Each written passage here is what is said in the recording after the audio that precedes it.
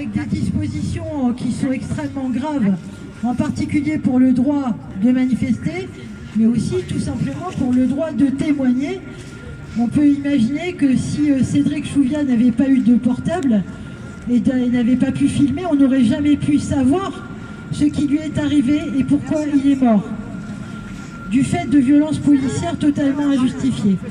Donc aujourd'hui, on va vous expliquer l'Observatoire. Ensuite, il y aura des prises de parole par les associations et les organisations syndicales qui en font partie. Et ensuite, on donnera la parole, mais brièvement, aux partis politiques. Alors, je vais avoir l'honneur de vous lire le texte qu'on a écrit et qui a servi de base au rassemblement de ce soir. Le nouveau délit que vise à créer la proposition de loi sécurité globale interdira toute diffusion, soi-disant malveillante, d'images non floutées de policiers ou de gendarmes. Son objectif réel, de restreindre le droit des journalistes et de la presse, et plus largement le droit d'informer, notamment des observateurs et observatrices, ou de simples citoyens et citoyennes. Derrière cette proposition de loi, il s'agit d'empêcher la dénonciation des violences policières que les images professionnelles et amateurs ont permis de révéler ces dernières années. Cette disposition censée viser la protection des policiers est disproportionnée par rapport à la réalité de la menace qui pèserait sur eux. La protection des forces de l'ordre, objectif légitime dans une société démocratique, est déjà assurée dans le Code pénal et la loi de 1881 qui sanctionne le cyberharcèlement, la provocation ou la commission d'un crime ou d'un délit et les menaces de commettre un délit ou un crime. La condition posée à la constitution du délit relatif au but de porter atteinte à l'intégrité physique ou psychique des policiers ou gendarmes est un leurre. Derrière l'intégrité psychique, notion vague, se cache en réalité toute image qui dérangerait les forces de l'ordre, à commencer par celles qui font état de violences commises par elles-mêmes. Ce nouveau délit permettrait d'interpeller tout journaliste ou toute personne qui filme et est soupçonnée de diffuser en direct une opération de police, de le placer en garde à vue et de l'envoyer devant un tribunal en saisissant son matériel professionnel.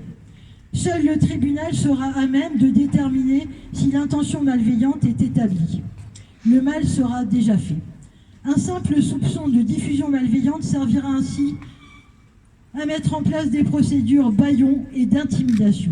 Ces procédures auront tout de procédures bâillons. Elles dissuaderont les personnes qui voudraient dénoncer les atteintes aux droits humains de le faire. La vidéo est pourtant le seul outil de protection contre ces violences commises par ceux qui doivent nous en protéger. Nous appelons donc à la suppression pure et simple de cette disposition.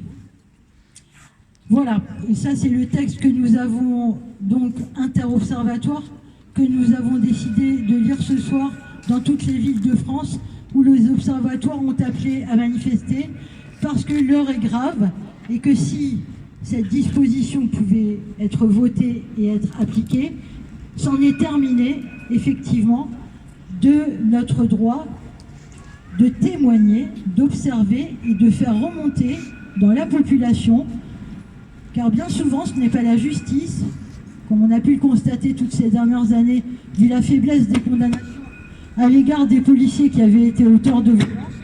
C'est bien donc aux citoyens d'avoir une vie citoyenne, et c'est le but de l'Observatoire, d'être là et de pouvoir faire remonter et faire connaître, diffuser, sans se gêner, les violences qui sont commises et qui sont de plus en plus violentes, puisque aujourd'hui, nous constatons que la police municipale, la gendarmerie, utilisent des armes de guerre contre des manifestations pacifiques. Cette sono est pourrie. Donc, moi, ce que je voulais vous dire, c'est que, voilà, on a besoin de crier haut et fort qu'on n'acceptera pas de renoncer à notre droit à l'observation et au témoignage. La liberté de la presse est également extrêmement menacée, mais je pense que les syndicats de journalistes présents vont vous en parler. Je passe la parole à la Ligue des droits de l'homme.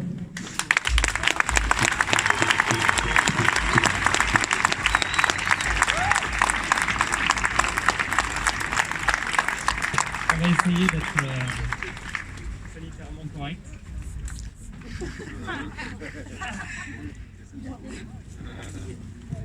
On va essayer de le faire entre chaque micro. Donc, pour les prises de parole, je vous demanderai de bien vouloir nettoyer le micro entre chaque prise de parole. Voilà. Merci. On y est mouchoir. Hein? On y est mouchoir. Oui, mouchoir. Je serai à côté.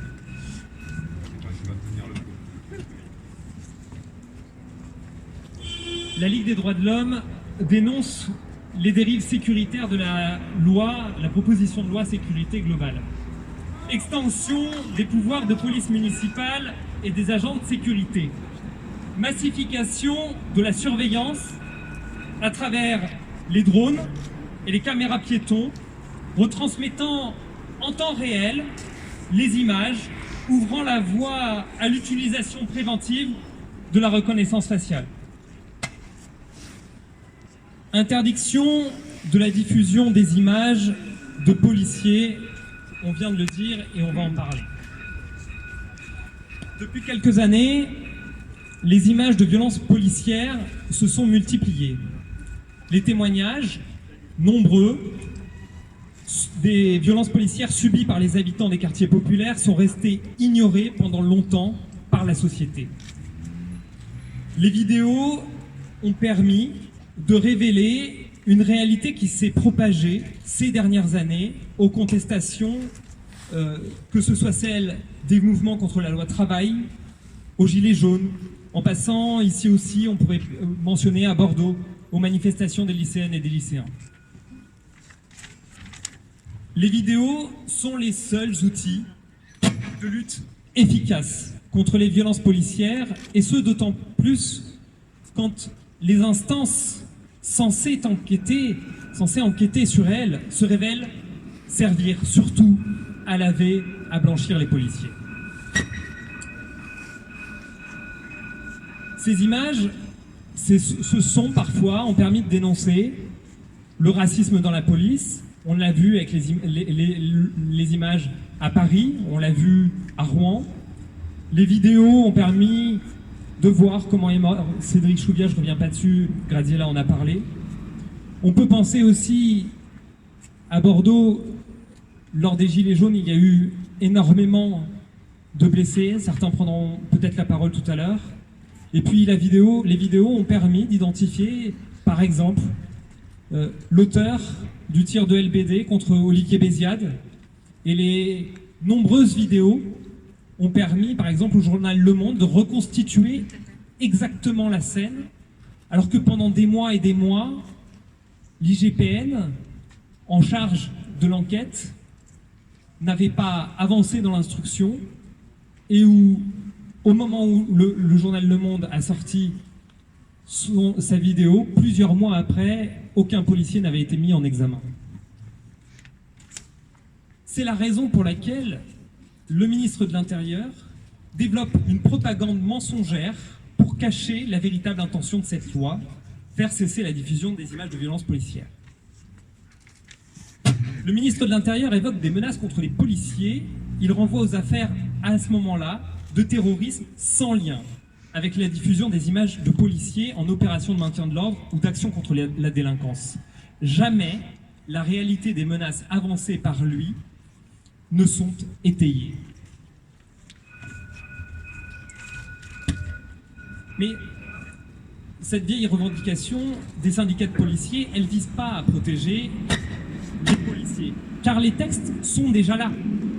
L'article 433.3 du Code pénal punit de 3 ans de prison et de 45 000 € d'amende le fait de menacer un policier. Cette peine est portée à 5 ans quand il s'agit d'une menace de mort. L'article 24 en question, lui, punit la diffusion de diffusion des images policières d'1 an d'emprisonnement. Autrement dit, moins que ce que déjà la loi prévoit. C'est donc la preuve que ce texte ne vise pas, en réalité, à protéger les policiers. Ce n'est pas un texte qui cherche à réprimer les atteintes aux policiers, mais bien aux dénonciations des violences policières.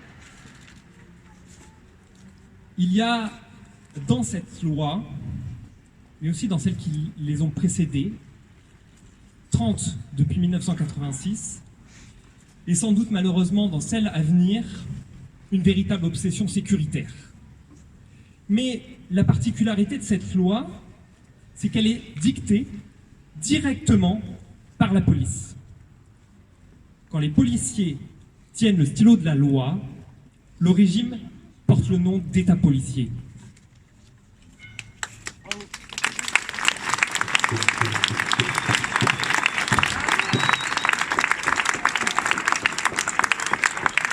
J'ai quasiment fini. J'aimerais citer 2 articles de la Déclaration des droits de l'homme et du citoyen de 1789. L'article 15. La société a le droit de demander compte à tout agent public. Rappelons aussi l'article 12. La garantie des droits de l'homme nécessite une force publique. Cette force est instituée pour l'avantage de tous et non pour l'utilité particulière de ceux auxquels elle est confiée. C'est pourquoi la Ligue des droits de l'homme demande à ce que ce texte soit purement et simplement rejeté.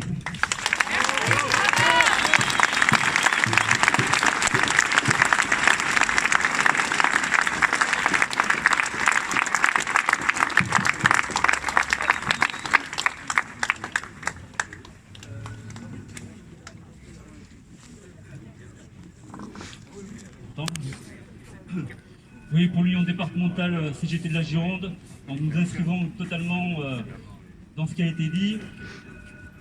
Juste une chose, c'est que la CGT n'est pas dupe de ce qui est l'intention première de ce texte-là. On voit bien que, à travers des soi-disant mesures destinées à protéger la police, c'est en réalité la population qui est visée, et en premier lieu, ceux qui sont en capacité de se mobiliser et qui veulent se mobiliser. On a vécu, et il n'y a pas si longtemps que ça, des grosses mobilisations au niveau des retraites pour contester le projet de réforme par points que Macron a voulu imposer, et on n'a jamais vu autant de répression policière contre les manifestants s'organiser. On a nous-mêmes ici, à Bordeaux, eu l'occasion, ici même, de se réunir pour appuyer les démarches, notamment de camarades, ceux de l'énergie, qui avaient été attaqués par l'employeur parce qu'il organisait des mobilisations sur le outil de travail, mais également lors de manifestations contre les retraites. On avait également eu des gardes à vue sous couvert de tout un tas d'alibis frauduleux et mensongers.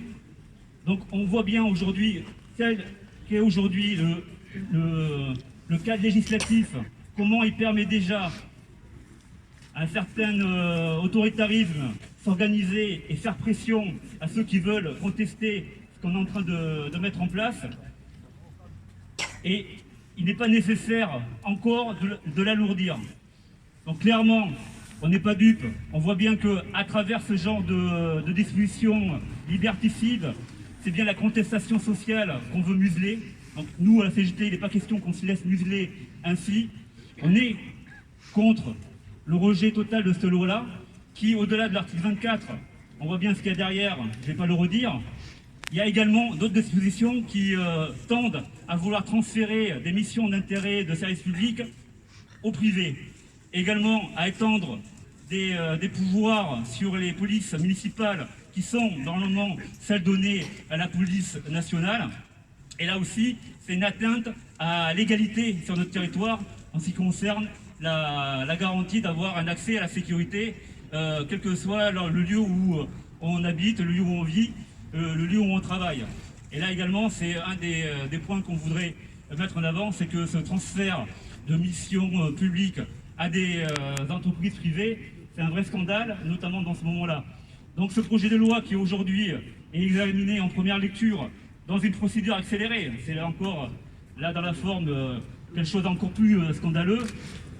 Dans ce moment de confinement partiel, MED in MEDEF, ce n'est pas de nature à faire en sorte que la réalité et le vrai problème que devrait regarder un pouvoir en place, et notamment ici en France, et notamment dans les entreprises, le problème c'est bien celui de la répartition des richesses qui sont créées notamment par le travail. Et c'est à ce problème-là qu'il faut répondre avec le partage des richesses et normes qui sont produites, notamment en Occident et très notamment en France. Et ce n'est pas des libertés attaquées et des textes liberticides qui pourront exempter les pouvoirs en place de regarder en face l'injustice qui est en train d'être créée et d'être accélérée encore aujourd'hui, notamment dans ce contexte de Covid-19, où de nouveau, c'est encore les précaires, les travailleurs qui à qui on explique qu'ils vont devoir payer la note de la facture de ce qui est en train d'être décidé. Et ça, c'est un vrai scandale. En tout cas, en ce qui concerne la CGT, on est contre. Et je finirai juste sur ça. Il n'y a pas que la CGT au niveau interprofessionnel. Je vous renvoie au communiqué CGT de la police nationale qui elle-même dit que ce texte, ils n'en ont pas besoin. Et le texte dit bien, laissez-nous travailler tranquille pour faire en sorte de protéger la population avec des moyens et pas un cadre supplémentaire, législatif qui serait soi-disant la panacée pour pouvoir répondre aux problèmes sécuritaires du pays. C'est pas dans ça dont ont besoin les policiers, c'est bien de moyens en termes de matériel, en termes de personnel dont ils ont besoin pour pouvoir subvenir à leur première mission, qui est celle de garantir la sécurité des citoyens. Juste également, et là, je finis sur ça, soyons attentifs à ce qui est en train de se dessiner. Aujourd'hui, on est dans un pouvoir qui se dit démocratique. On voit bien la tendance autoritaire dans laquelle elle s'inscrit. Demain, on ne saura pas quel sera les tenants du pouvoir. Attention au cadre législatif qui est en train d'être construit et écrit. C'est un gros danger qu'on fait peser à la population française sur de futures possibilités d'utiliser ce cadre législatif à des fins encore plus liberticides, encore plus autoritaires. Donc, contre ce projet de loi, mobilisons-nous comme aujourd'hui et nous appellerons très prochainement aussi à d'autres mobilisations, notamment sur ce texte-là, contre ce texte-là. Merci.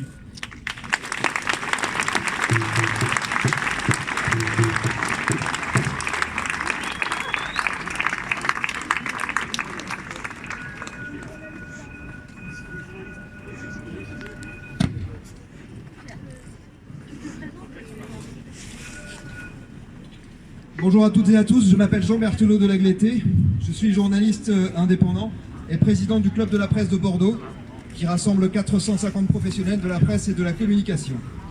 Au nom du club, je suis ici pour faire entendre notre très forte opposition à plusieurs points de la proposition de loi sécurité globale, et en particulier à l'article 24, qui entrave singulièrement notre liberté d'informer.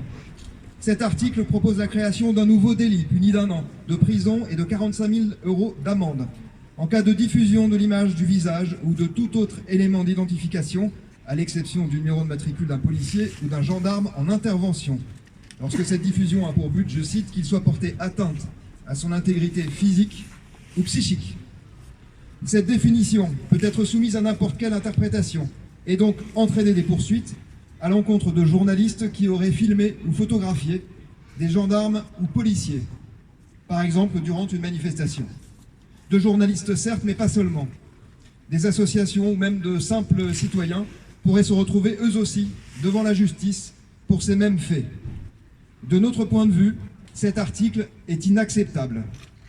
S'il avait été en vigueur à l'époque, les journalistes ayant révélé l'affaire Benalla, les violences à l'encontre des Gilets jaunes ou des colleuses d'affiches, pour ne prendre que des exemples récents, auraient pu être poursuivis. Notre travail ne consiste pas à prendre position de manière dogmatique pour un camp ou pour l'autre. Il consiste à retranscrire des faits tels qu'ils se sont passés. À ce titre, les photos ou les vidéos sont des moyens indispensables. Empêcher les journalistes de les tourner ou de les diffuser et donc porter atteinte gravement au droit à l'information. L'information du public et la publication d'images relatives aux interventions de police sont légitimes et nécessaires au fonctionnement démocratique. Voilà ce que rappelle la défenseure des droits dans son avis sur cette proposition de loi. Elles sont en outre légitimes dans le cadre du contrôle démocratique des institutions publiques, ajoutent les 3 rapporteurs spéciaux du Conseil des droits de l'homme de l'ONU, qui s'inquiètent aussi de ce que prône cet article 24. Nous, journalistes, appelons donc les parlementaires à faire preuve de raison et à prouver leur attachement au fonctionnement de notre démocratie. Nous leur demandons de ne pas voter ce texte, ou à tout le moins, d'en retirer l'article 24. Merci.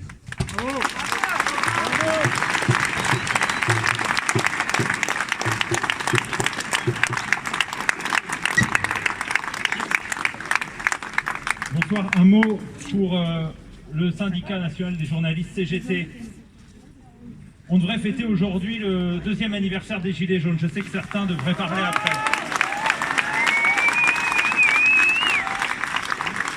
On devrait être heureux, fiers de cette espérance qui est arrivée dans la rue et qui s'est projetée dans les pensées et dans les actes de beaucoup.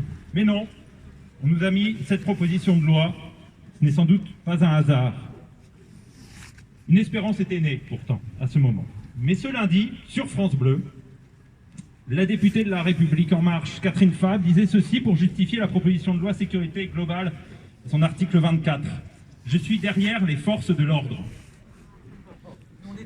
Et ça me fait penser à Linda Kebab, qui est syndicaliste policier, et qui disait la même chose, mais du côté policier. N'oubliez pas, monsieur Macron, que c'est nous qui vous avons sorti au Gouffre du Nord. Si on vous laisse tout seul, qu'allez-vous faire ? Les deux seraient là pour se protéger. Nous, au SNJ-CGT, et je pense parmi nombre des intervenants ici, ce n'est pas l'idée qu'on se fait d'une république. Donc, toujours est-il, comme Catherine Fabre partage l'avis de Linda Kebab, cette proposition de loi ne peut être pour la députée qu'une polémique qui la laisse sans voix, je la cite. Et elle ajoute, il ne s'agit pas de punir la diffusion d'images, il s'agit de punir cette diffusion, écoutez bien, lorsqu'elle suit une intention de nuire à la dignité des policiers. Ça doit être un relent de la pensée complexe. Aujourd'hui, l'ensemble de la profession des journalistes est mobilisée. Il y a tous les syndicats. Il y a la mobilisation des clubs de la presse, la mobilisation d'une trentaine de sociétés de journalistes, y compris parmi les médias que nous disons dominants, France Télé, Europe 1, pour n'en citer que quelques-uns. Tous s'opposent à cette loi, y compris Le Figaro, me dit-on, et à cet article 24. L'édito du journal Le Monde, qui n'est pas connu quand même pour son gauchisme, dit ainsi que cette proposition de loi n'est qu'une réponse clientéliste, je cite le journal, faite aux syndicats de policiers. Et nous rejoignons cet édito aussi quand il dit que par crainte d'une condamnation, les médias risquent de renoncer à diffuser des images d'incidents avec des policiers. Et qui pourra prouver qu'un vidéaste amateur ayant filmé de véritables abus ne nourrissait aucune intention malveillante. Toute image accompagnée de commentaires critiques pourrait être accusée de chercher à nuire aux policiers. J'en arrête là pour l'édito, mais j'ajoute qu'en plus des violences policières qui ont touché les journalistes comme les citoyens et dont les Gilets jaunes, il faut rappeler que le dernier schéma national discrimine une partie des journalistes, et mon confrère reviendra dessus. Il faut rappeler aussi les tentatives de perquisition sur Mediapart, et aussi que depuis septembre, au moins 3 coups de téléphone de l'Élysée ont été passés pour essayer de retirer des articles des journaux comme Politico Europe, du Financial Times et New York Times, qui tous trois avaient simplement pointé du doigt les échecs de la France dans ses politiques d'intégration des minorités. Enfin, ce qu'il faut signaler, et je crois que c'est le plus important, c'est que cette mobilisation n'est pas un mouvement de journalistes, et vous en êtes la preuve. Et autant vous le dire, pour nous, pour la profession, eh ben, je crois que c'est aussi une fierté de pouvoir se retrouver au milieu d'autant de monde. La mobilisation des citoyens qui veulent continuer d'informer, c'est vous qui la ferez, on la fera avec vous. Les mobilisations sociales, les mobilisations citoyennes continuent de vivre et ne se confinent pas, et pour ça, merci. Alors, avant de continuer les interventions, est-ce que on a une carte bleue qui a été trouvée par terre, si Juliette est là, voilà. Et donc, j'aimerais bien qu'elle vienne la chercher. Voilà. Donc encore un témoignage de journaliste. Bonsoir. Ça fait chaud au cœur de voir qu'on est aussi nombreux, journalistes, citoyens, parce que les journalistes sont des citoyens. D'abord, je parle au nom de la CFDT journalistes, mais surtout pas que. Je parle au nom de tous les syndicats de journalistes, de tous les syndicats de journalistes, pardon, excusez-moi. Non, qui sont mobilisés depuis 15 jours. Ça a commencé en fait au niveau de l'Assemblée Générale de la Fédération Européenne des Journalistes, avec une déclaration qui a été votée à l'unanimité des participants, tous les syndicats de journalistes européens l'ont voté. La FIGE l'a adoptée. La FIGE, c'est 600 000 journalistes dans le monde. On n'est pas tout seuls, les journalistes en France, mais on est très regardés. Et beaucoup de confrères et de consoeurs se demandent ce qui se passe en France. Parce que le pays de la Déclaration des droits de l'homme, le pays des libertés, excusez-moi, mais à travers le monde, les médias et les citoyens se posent beaucoup de questions. Je voulais vous dire aussi qu'on a été auditionnés, enfin les syndicats de journalistes, hein, là je parle du SNJ, de la CGT, de la CFDT journalistes et de FO. On a été auditionnés par la commission donc, qui gère à l'Assemblée nationale, qui gère ce dossier.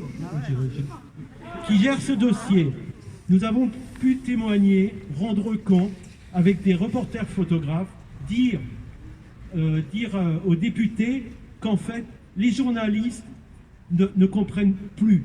Certains ont témoigné, notamment celui de FO. Il y a 20-30 ans, un journaliste n'avait pas besoin d'être casqué pour travailler. Il était reconnu en tant que tel. Il y avait une sorte de reconnaissance mutuelle entre les policiers et les journalistes. Maintenant, c'est tout le contraire. Vous l'avez vu pour les manifestations des Gilets jaunes, les journalistes sont soupçonnés par la police. Ils sont soupçonnés de quoi? Ils sont soupçonnés de faire leur travail. Et donc, tout ce qui nous empêche de travailler est liberticide. Les reporters photographes, et j'aurais bien aimé qu'un reporter photographe témoigne ce soir, plus de 200 plaintes de journalistes ont été déposées pour des violences commises à leur encontre. Certaines par certains gilets jaunes, certaines par certains policiers, pas tous les gilets jaunes, pas tous les policiers. Et à ce jour, combien de plaintes ont été instruites? 0.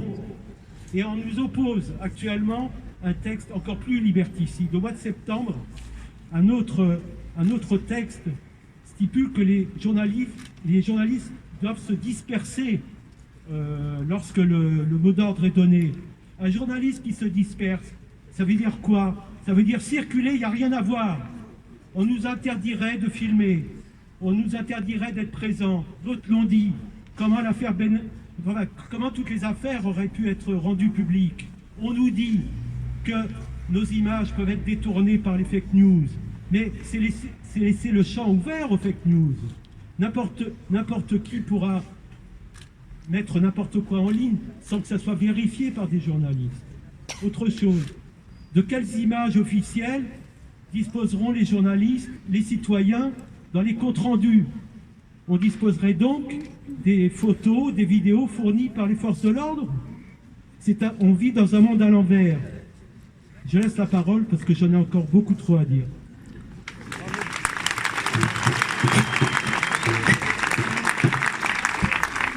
Alors, je répète, j'ai la carte bleue de Juliette Christman. Est-ce qu'elle est là et est-ce qu'elle peut venir la chercher? Voilà. On va faire une petite entorse à l'ordre qu'on avait prévu, puisqu'il y a un autre rassemblement pour l'anniversaire justement des 2 ans des Gilets jaunes. Et nos amis vont s'y rendre. Je passe la parole à Myriam. Bonsoir tout le monde, Myriam pour le CLAP 33, collectif contre les abus policiers, et le collectif Jeunes, etc. Beaucoup de choses déjà ont été dites avant, donc je vais essayer de ne pas redire les mêmes choses. On est là aujourd'hui conscientisés par rapport à une loi qui nous terrorise, qui nous met en colère. Il faut quand même aussi se dire la vérité, c'est que si on en est là aujourd'hui, c'est qu'on n'a pas su se mobiliser avant.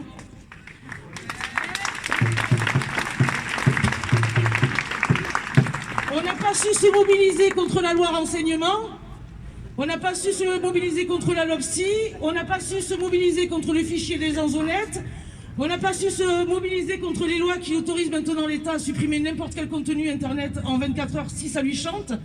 On n'a pas su se mobiliser contre ces lois qui étaient déjà bien liberticides, parce que ça ne nous concernait pas, parce qu'on n'était pas au courant, parce que peut-être tout simplement on s'en foutait, parce qu'on avait l'impression, encore une fois, d'être dans un pays de liberté et où les droits de l'homme étaient appliqués. C'est donc notre inaction qui aussi aujourd'hui fait que le gouvernement peut se permettre de mettre en place cette loi qui ne vient finalement que clôturer un dispositif législatif qui est déjà très liberticide. Je vous rappelle que sous François Hollande, on a vécu 3 ans d'état d'urgence qui ont abouti à un remaniement du cadre législatif qui déjà aurait dû nous inquiéter. Je le dis à chaque rassemblement, mais nous étions 19 à Bordeaux quand la loi d'état d'urgence a changé le code pénal. On était 19 à dénoncer cette loi. Alors tant mieux qu'on soit plus nombreux aujourd'hui, mais le fait est qu'on a manqué de lucidité, qu'on a cru encore qu'on était dans cette démocratie qu'on nous vend, et dont certains camarades font encore référence. On nous parle de démocratie qui chancelle, on nous parle de ce pays des droits de l'homme qui devrait faire référence à je ne sais pas quoi, un texte sacré, écrit en 1789. Mais ici, personne, là, n'a pris la parole encore aujourd'hui pour dire que ces violences policières, elles ne datent pas des Gilets jaunes. Elles ont exercé depuis que la police existe.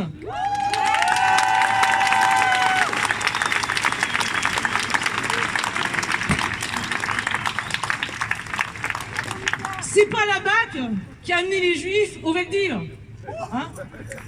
C'est pas la BAC qui a foutu des Arabes à la Seine en 1961.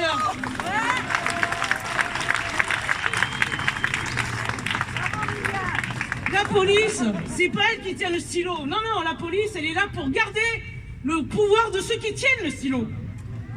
La police, ce sont des chiens assis couchés dans la papate. Voilà, c'est ça la police. Elle change pas. Hein. Et si aujourd'hui, on constate qu'il y a des violences sur les manifestants, que chaque passant aujourd'hui peut être embêté, je suis encore désolée que ce soit moi ou mes frisettes qui rappelle que les gens qui vivent dans les banlieues, ça fait des décennies que tous les jours ils sont contrôlés, que tous les jours ils sont poursuivis et flashballés.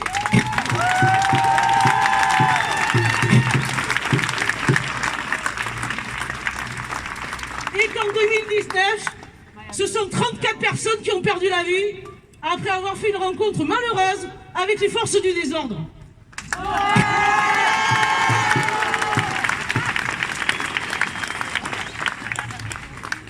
Ici même, à Bordeaux, le mouvement des Gilets jaunes qui a été un haut lieu, on a bataillé. Nous avons des camarades qui ont perdu des yeux, des mains, qui ont été lourdement blessés. Quand ils ont fini de nous blesser, ils nous ont collé des amendes. J'en suis personnellement à ma 14e amende juste parce que je manifeste. Donc cette loi, elle ne vient juste finalement que poser un cadre législatif à ce qui se passe déjà. Il y a déjà des arrestations arbitraires, il y a déjà des arrestations préventives, il y a déjà des gardes à vue abusives, il y a déjà des journalistes qui sont tapés, il y a déjà des gens qui perdent des mains, des yeux en manifestation, etc., etc. Donc je suis contente, heureuse qu'on soit réveillés. La question pour moi, c'est jusqu'à quand ? Jusqu'à quand on fera 4 réveillés? Quels moyens on va pouvoir se donner pour renverser ces gouvernements successifs qui nous préparent non pas un État policier, mais un État, une société de contrôle où on vous autorise à vous autoriser à sortir. Vous voyez jusqu'où on va aller?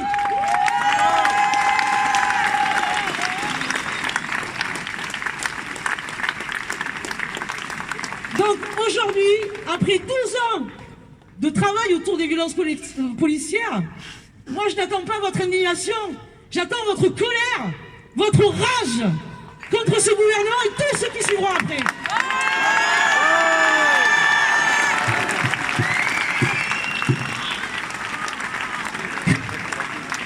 J'aimerais qu'on soit capable de descendre dans la rue la prochaine fois qu'ils tirent sur un gamin dans les banlieues. J'aimerais qu'on soit capable de sortir quand nos lycéens se prennent des flashballs en pleine tête. Ils tuent nos enfants. Ils les frappent et déjà, ils les dressent à coups de trique. Est-ce que c'est ça qu'on veut pour nos gosses? Non. Alors il va falloir avoir du courage. Et parce que le cadre législatif est ce qu'il est, enfin retrouver la désobéissance civile qui va nous permettre de garder notre dignité. Alors à chacun de vous, à chacune de vous, je vais envoyer une bonne dose d'amour, parce qu'on n'y arrivera pas sans ça non plus. Une bonne dose d'amour propre et un amour de nous tous. Voilà, parce que ça au moins, quand on y croit, c'est une valeur qui ne bouge pas. Alors bon courage à tous, avec amour et rage.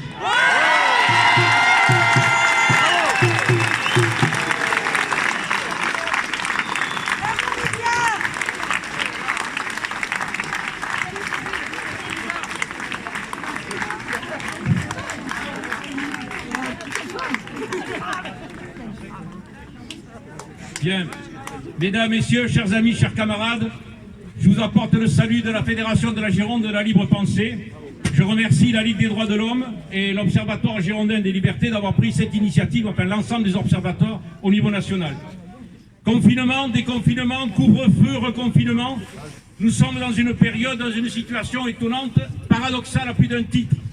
Et nous vivons une offensive extraordinaire contre nos libertés.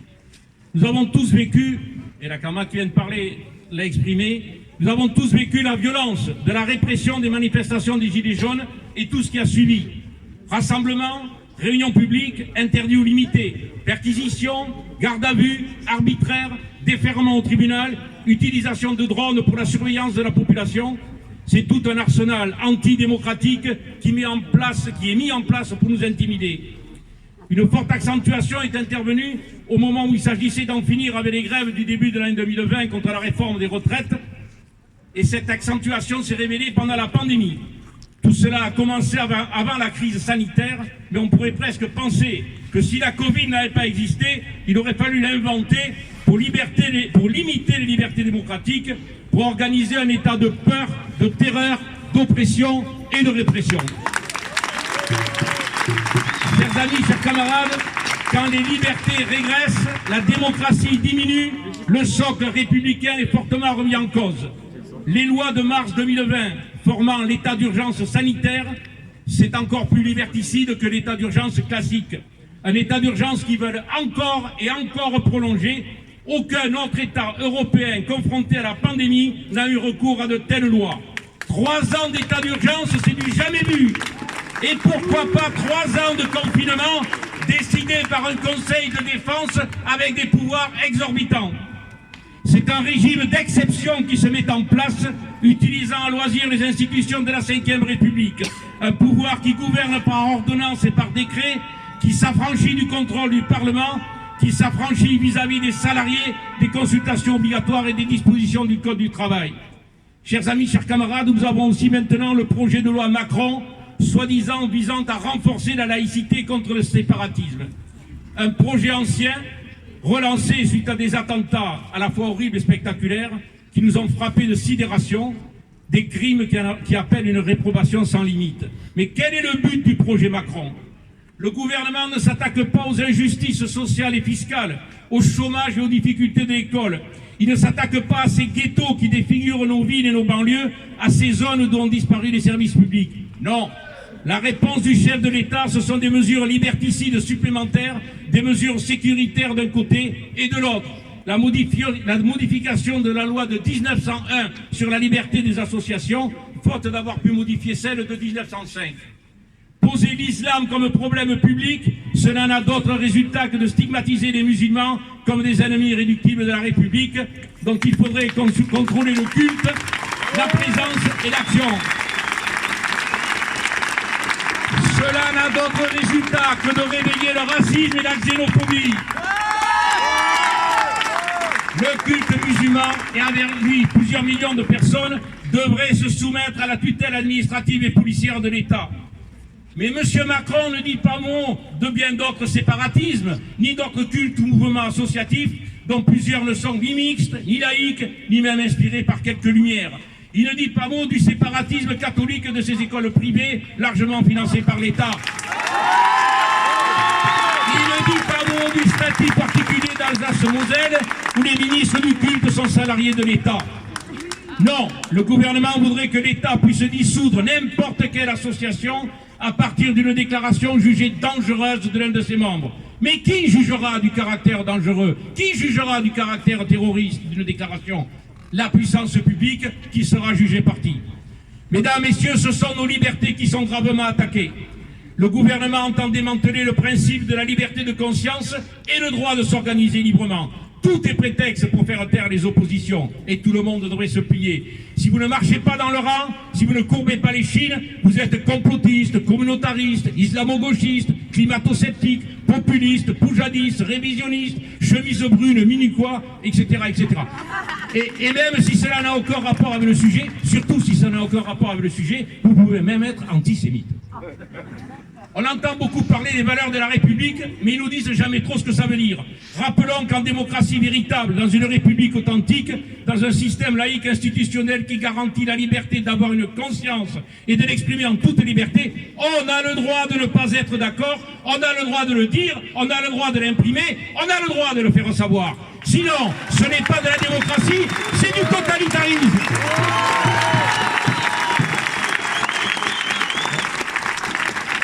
Mesdames, Messieurs, chers amis, chers camarades, ne les laissons pas poursuivre leurs menaces contre la liberté de conscience, ne les laissons pas malmener, brutaliser l'expression d'opinions différentes. Les violences policières se répètent dans ce pays, elles sont un fait, elles sont prouvées, elles ont été filmées. Il ne s'agit pas simplement de bavures, ce sont des violences d'État ou des violences policières d'État. L'organisation de la répression des manifestations, des regroupements, le quadrillage des quartiers, etc.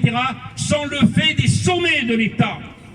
Les violences policières d'État posent directement la responsabilité politique du gouvernement et de ses représentants qui n'ont cessé de les couvrir, de les justifier ou de les nier et qui maintenant, ils veulent les cacher en nous empêchant d'en diffuser les images.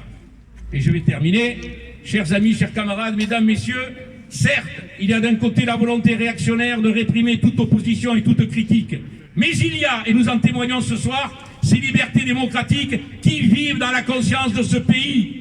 Il y a dans tout le pays une colère profonde qui exprime des revendications sociales, économiques, politiques et démocratiques. Ils ont beau dire et beau faire, tout cela va se retourner en son contraire. Une explosion sociale est à l'ordre du jour. Vous ne pouvez pas supprimer des services publics, des milliers de lits, des milliers de postes d'enseignement, organisés comme ils le font, ajouter à cela une situation économique grave, un chômage de plus en plus massif, etc., sans qu'il y ait à un moment ou l'autre convergence des situations qui aboutira à une explosion. Ils veulent silence dans les rangs et je ne veux voir qu'une tête. Mais la société résiste et rejette de manière croissante ce talon de fer qui voudrait nous faire taire. Ils ne pourront pas étouffer la colère populaire, la colère des salariés actifs ou retraités, la colère des étudiants et des lycéens, celle aussi des agriculteurs, des commerçants ou même actuellement des commerçants et des artisans qu'on est en train de faire disparaître avec leurs salariés. Tout cela va se retourner en son contraire et la libre pensée avec sa spécificité prendra la place qui lui revient dans le combat démocratique. La répression ne nous fera pas taire. Mesdames, Messieurs, chers amis, chers camarades, restons unis pour défendre les libertés démocratiques. Défendons ensemble la liberté de conscience, la liberté d'expression, la liberté d'organisation, la liberté de manifestation. Stop à l'état d'urgence sanitaire, abrogation de toutes les lois et ordonnances liberticides, non à la loi Macron-Darmanin de sécurité globale. Je vous remercie.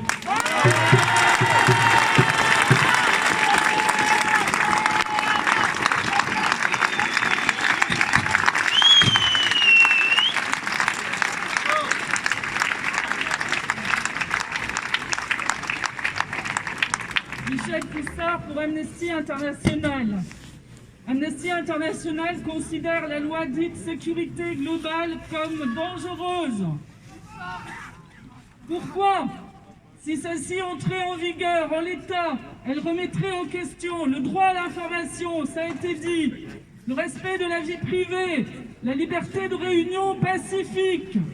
3 conditions essentielles pour la démocratie.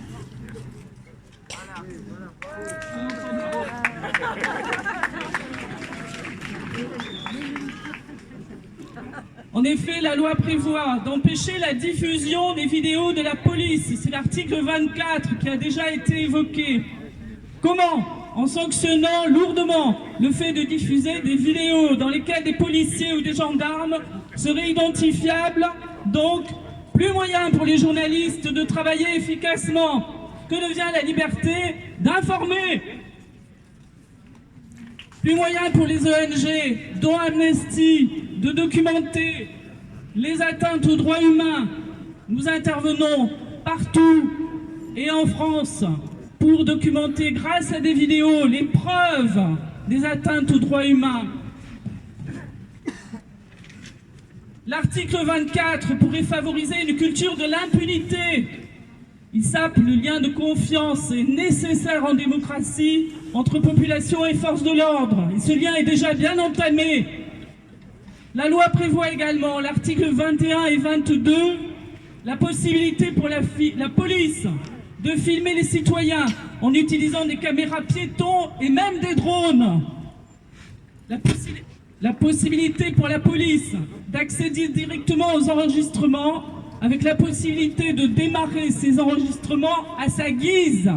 Donc ça veut dire que la police peut arrêter ou reprendre ces enregistrements comme elle le souhaite, et donc évidemment ces enregistrements deviennent biaisée ou faussée. L'usage des drones est aussi problématique. La peur d'être filmé peut dissuader des personnes de participer à des rassemblements pacifiques. Nous avons déjà documenté des situations en France où des personnes s'étaient rassemblées pour défendre les droits des soignants. Ces personnes donc ont été victimes d'amendes. On leur a collé des amendes, alors que par la suite, eh bien, ils ont été évidemment la justice a considéré que c'était obsolète, que ça n'avait pas lieu d'être.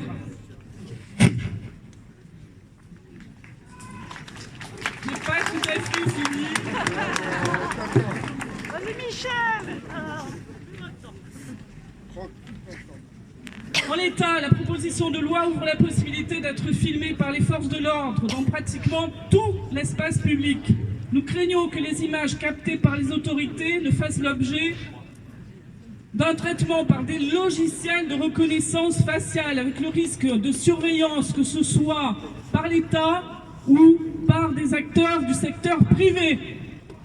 En conclusion, cette proposition de loi est contraire aux obligations et aux engagements internationaux pris par la France. Elle va à l'encontre de nos recommandations. Nos recommandations sont basées sur le dialogue. Et c'est pour ça que nous demandons, bien évidemment, que cette loi soit en l'état, et qui plus est, elle risque de passer en accéléré, ce qui n'a pas lieu d'être. Donc que cette loi, évidemment, en l'état, ne passe pas. Alors, je vous donne rendez-vous d'ailleurs sur le site d'Amnesty International. Nous avons des actions auprès des députés et je crois que nous devons actionner tous les leviers pour que cette loi, encore une fois, ne passe pas telle qu'elle. Merci.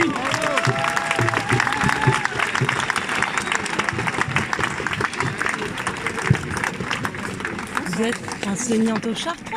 Oui. Ah, c'est Noura. Alors bonjour à tous, je me présente Antoine Moudinet. Aujourd'hui je ne viens pas vous parler en tant que conseiller municipal de Bordeaux, avec Bordeaux en lutte. Non, je vais vous parler en tant que membre du collectif des mutilés pour l'exemple. Le collectif des mutilés pour l'exemple est un collectif de personnes qui ont perdu une main ou un œil suite à leur rencontre avec la police, notamment pendant les manifestations des Gilets jaunes, mais pas que. Derrière ce collectif, il y a d'autres collectifs. Des collectifs qui militent depuis des années, certains des dizaines d'années. Des collectifs qui militent depuis des années pour la justice. Justice pour eux, pour ce qui leur est arrivé, pour les membres de leur famille qu'ils ont perdus. Parce que la police, ça n'est pas seulement des mains arrachées, des yeux crevés, la police, c'est aussi des morts. Et malheureusement, aujourd'hui, une des seules façons que nous avons de lutter et d'obtenir cette justice, c'est par la vidéo. La vidéo est la seule chose qui permet de remettre en question la parole du policier. Lorsque le policier a mis sa parole en jeu face à celle de la victime, c'est souvent la parole du policier qui est gardée. La victime est toujours criminalisée. On cherche toujours à trouver un moyen de décrédibiliser sa parole. La vidéo permet de remettre les choses à leur place. Malheureusement, on a parlé tout à l'heure de Cédric Chouviat. Cédric Chouviat est mort parce qu'il a décidé de filmer la police pendant qu'elle intervenait de façon violente sur quelqu'un d'autre. Il a pris effectivement la décision de filmer la police au moment où elle faisait un contrôle de police violent. Ça ne leur a pas plu, il en est mort. Ce n'est pas depuis, ce n'est pas quelque chose de récent. Cette loi n'est là que pour... Ah oui, d'accord. Bon. Cette loi n'est là que pour légiférer effectivement quelque chose qui se fait déjà depuis très longtemps. À côté de ça, effectivement, tous les collectifs sont très inquiets parce que malheureusement, tous ces collectifs savent que c'est par la diffusion de ces violences, par la diffusion de ces actions de policiers que nous pouvons obtenir justice. Par exemple, lorsque nous avons été Excusez-moi. On est avec toi, Antoine. Je suis désolé, c'est un peu d'émotion.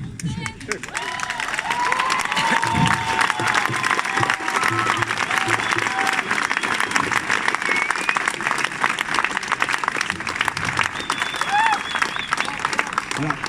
Comme vous le savez, peut-être, effectivement, j'ai perdu ma main sur le parvis de la mairie, juste ici, à quelques mètres de là. Une vidéo a tourné de moi, me tenant la main. Cette main en sang qui venait d'être explosée par une JF4. Cette grenade qui a été remplacée récemment par la GM2L, qui a été soi-disant interdite, alors qu'en réalité, elle a simplement changé de nom. Bon, voilà. Sans cette vidéo, personne n'aurait entendu parler de moi. Tout juste un article ou deux dans des journaux locaux. C'est ce qui est arrivé à d'autres personnes avant moi. C'est ce qui est arrivé notamment à Robin Page, qui est le fondateur de notre collectif des Mutiers pour l'exemple. C'est ce qui est arrivé à beaucoup de gens, notamment de l'Assemblée des blessés. C'est ce qui est arrivé à tous les collectifs de personnes dont leur proche est mort suite à leur rencontre avec la police. Ce n'est pas seulement le fait de filmer les policiers qui est important, c'est aussi le fait de les diffuser. Et c'est pour ça que peu importe ce qui se passe avec cette loi, peu importe qu'elle passe ou non, je vous invite, je vous conjure, continuez à filmer la police lorsqu'elle intervient. Continuez à la filmer, continuez à la diffuser, continuez à le faire, désobéissez, n'hésitez pas, parce que c'est la seule chose qui nous reste, c'est notre seul moyen de défense. Et il existera encore des moyens de passer outre. Il existe aujourd'hui un compte Twitter qui s'est créé en Belgique, qui se propose de diffuser les images de violences policières à votre place. Il suffit de leur envoyer. Voilà, ce n'est qu'une façon de faire parmi tant d'autres. Voilà, continuez à le faire. Et surtout, ne lâchez rien.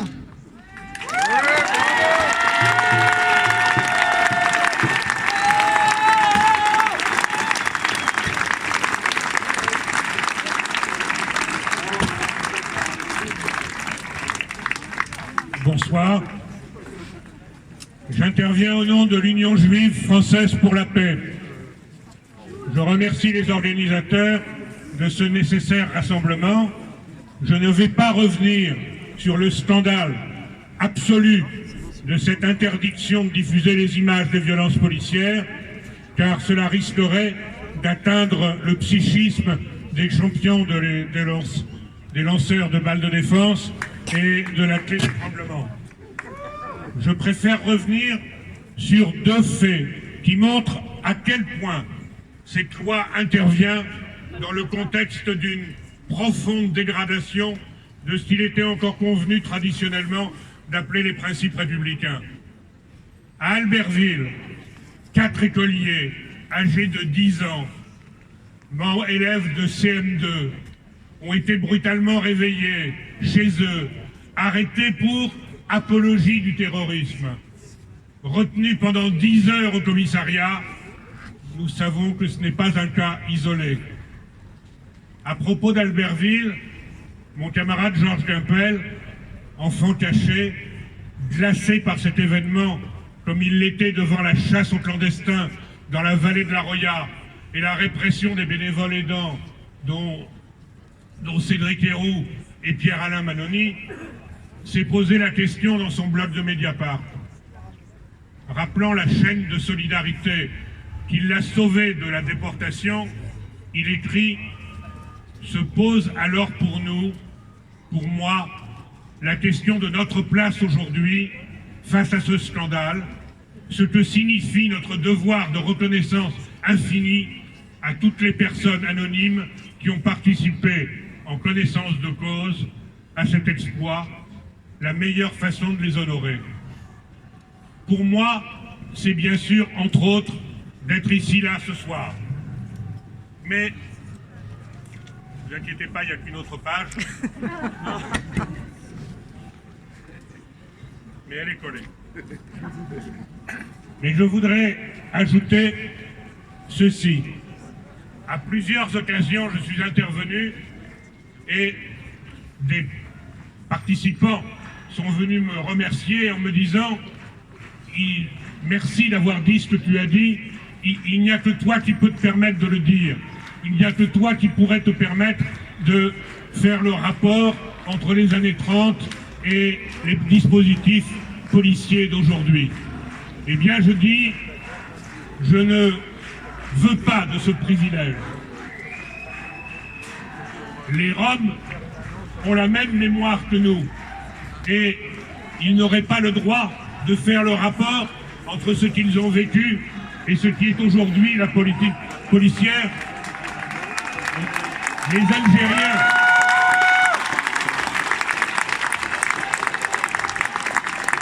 Algériens n'auraient pas le droit aujourd'hui de faire le rapport entre la stigmatisation des musulmans et ce qu'ils ont subi de la police de Papon. Bien évidemment, nous n'avons pas à accepter de privilèges de ce type. Nous devons tous, citoyens, dire oui, aujourd'hui, les conditions de développement du processus policier donnent des arguments, mais donnent des armes à tout régime qui viendrait suivre celui-ci. Et je voudrais donner un autre fait qui, personnellement, m'a glacé. C'est la déclaration que Marlène Schiappa a faite à Valeurs Actuelles et que je n'aurais pas connue si le Canard enchaîné ne l'avait pas rapporté samedi. Je cite de mémoire, je suis corse et je m'interroge sur la situation où aujourd'hui un terroriste blessé occupe un lit d'hôpital. Je répète, je m'interroge sur le fait qu'un terroriste blessé occupe un lit d'hôpital. Aujourd'hui, Marlène Schiappa, qui est en totale phase avec le sarkozyste Darmanin, qui occupe le ministère de l'Intérieur, dit clairement à la police, ne faites pas de blessés, évitez les procès. Nous sommes dans cette situation-là aujourd'hui. Je ne reviens pas sur les autres exemples que mes prédécesseurs ont su développer tout à l'heure. Et je dis aujourd'hui, vraiment, tous ensemble, il ne faut vraiment rien lâcher.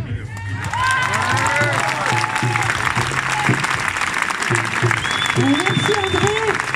J'entends du bruit là-bas, je pense que les gilets jaunes sont en train d'arriver. Je passe la parole à la FSU. On est nombreux ce soir. On est là. Et c'est pas parce qu'il y a de la répression dans la rue, c'est pas parce qu'il y a de la répression dans nos boulots, c'est pas parce qu'il y a de la répression dans les inspecteurs du travail, c'est pas parce qu'il y a de la répression dans l'éducation nationale avec des profs qui se font muter, c'est pas parce qu'on a de la répression avec les élèves devant leur lycée, c'est pas pour ça qu'on se taira. On sera là présent et on continuera notre combat. On continuera, on est ensemble. À tout de suite.